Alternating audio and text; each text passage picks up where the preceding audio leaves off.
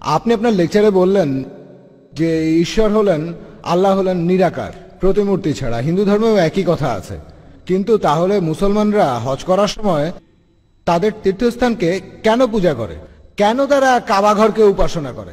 ভাই, আপনি খুব সুন্দর একটা প্রশ্ন করেছেন যে যখন ইসলামে ঈশ্বরের কোনো প্রতিকৃতি নেই, আল্লাহ সুবহানাহু ওয়া তাআলার কোনো আকার নেই, তাহলে মুসলমানরা কেন তীর্থস্থানকে পুজো করে? সেটা হলো কাবা শরীফ হজ করার সময়। ভাই, এটা একটা ভুল ধারণা। কোনো মুসলিম কখনোই কাবাকে পুজো করে না। এটা ভুল ধারণা অমুসলিমদের মধ্যে যে মুসলমানরা কাবা শরীফকে পুজো করে। আমরা কেউ কাবা শরীফকে পুজো করি না। আমরা পুজো করি একমাত্র আল্লাহ সুবহানাহু ওয়া তাআলাকে। তাকে আমরা পৃথিবীতে দেখতে পাই না। আমরা যেটা বলি যে কাবা শরীফ হলো আমাদের কেবলা। কেবলা একটা আরবি শব্দ, যার অর্থ হলো একটা দিক। কাবা হলো আমাদের কেবলা, কারণ আমরা মুসলিমরা একতায় বিশ্বাস করি, সব সময় একতা। যেমন ধরুন, আপনি যখন প্রার্থনা করছেন আল্লাহ সুবহানাহু ওয়া তাআলার কাছে, যখন সালাহ আদায় করেন, কেউ হয়তো বলবে উত্তর দিকে মুখ করে দাঁড়াই, কেউ বলবে দক্ষিণ দিকে মুখ করে দাঁড়াই, কেউ হয়তো বলবে পূর্ব দিকে, কেউ বলবে পশ্চিম দিকে। কোন দিকে দাঁড়াবো? আমরা একতায় বিশ্বাস করি। আর এই একতার জন্য পুরো পৃথিবীর সমস্ত মুসলমান আমাদেরকে নির্দেশ দেওয়া হয়েছে যে কিবলার দিকে মুখ করে দাঁড়াতে হবে। এটা পুজো করা হচ্ছে না, এটা একটা দিক। আর প্রথম যারা পৃথিবীর ম্যাপ এঁকেছিল তারা ছিল মুসলমান। মুসলমান যখন পৃথিবীর ম্যাপ এঁকেছিল, সেখানে দক্ষিণ মেরু ছিল উপরে, উত্তর মেরু নিচে, আর কাবা ছিল একেবারে কেন্দ্রে। পরে পশ্চিমারা আঁকলো, তারা ম্যাপটাকে উল্টে দিল, উত্তর মেরু উপরে, দক্ষিণ মেরু নিচে। আলহামদুলিল্লাহ, কাবা এখনো সেই কেন্দ্রেই আছে, মক্কা এখনো কেন্দ্রে। আর মক্কাকে কেন্দ্রে রেখে পৃথিবীর যে কোনো জায়গার যে কোনো মুসলমান যদি সে উত্তর দিকে থাকে কাবা শরীফের, তাহলে দক্ষিণে ফিরে দাঁড়াবে। আর যদি সে কাবা শরীফের দক্ষিণে থাকে, তাহলে উত্তর দিকে ফিরে দাঁড়াবে। সারা পৃথিবীর সমস্ত মুসলমান একদিকে মুখ করে দাঁড়ায়।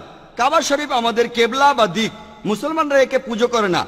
আর যখন আমরা হজে যাই, হজ পালন করি, আমরা কাবার চারপাশে প্রদক্ষিণ করি। আমরা কাবার চারপাশে প্রদক্ষিণ করি কারণ সবাই জানে যে সব বৃত্তেরই মাত্র একটাই কেন্দ্র আছে।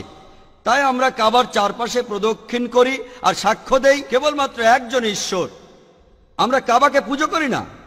আর ইসলাম ধর্মের দ্বিতীয় খলিফা হযরত ওমর রাদিয়াল্লাহু তাআলা আনহু, তিনি বলেছেন, এটার উল্লেখ আছে সহিহ মুসলিমে, বুক অফ হজের দ্বিতীয় খণ্ডে।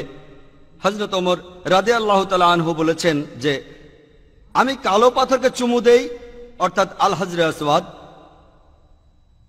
শুধুমাত্র এই কারণে যে আমাদের নবীজি চুমু দিয়েছিলেন। তা না হলে এই কালো পাথর আমাদের কোনো ক্ষতি করবে না, কোনো উপকারও করবে না।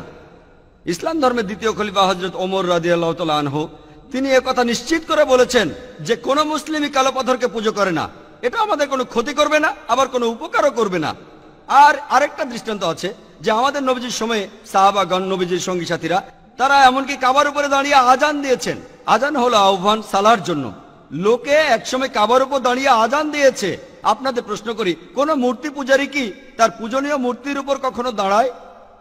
এভাবে আমরা প্রমাণ করতে পারি কোন মুসলিম কখনোই কাবাকে পুজো করেনি। কাবা আমাদের কেবলা, আর আমরা উপাসনা করি একমাত্র আল্লাহ সুবহানাহু ওয়া তাআলার, যাকে আমরা দেখতে পাই না। আশা করি উত্তরটা পেয়েছেন।